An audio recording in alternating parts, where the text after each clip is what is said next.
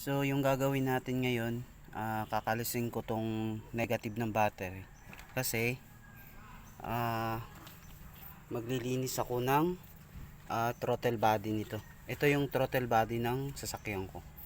Che-check ko siya kung malinis na kasi nung napunta to sa akin hindi ko pa na-check yung throttle body kung madumi na ba o malinis. Kaya ito mga paps, mga mars, samahan nyo ako sa pagtanggal at lilinisan ko yung throttle body.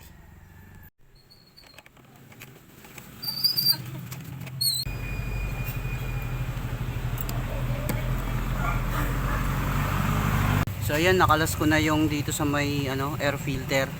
Tapos ito yung throttle body niya, madumi na siya, ayan maitim na siya mga paps. Ngayon tatanggalin ko to para malinis din dun sa likod, no.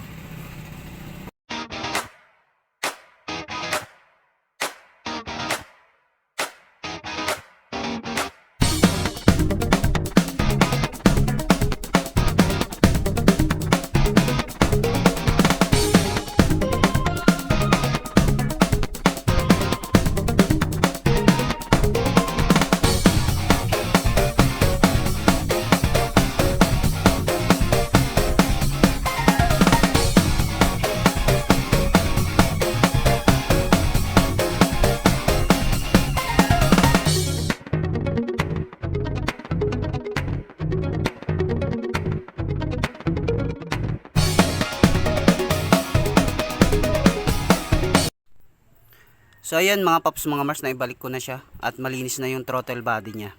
So ibabalik na natin yung mga kinalas natin kanina.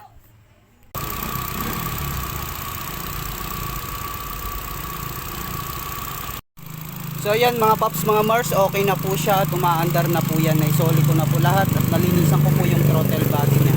So okay na po siya, malinis na yung throttle body. No, ang sunod naman natin gagawin dyan ay mag-change oil tayo at magpapalit tayo ng coolant. Pa-flashing natin yung coolant. So abangan nyo po yun mga paps, mga mars.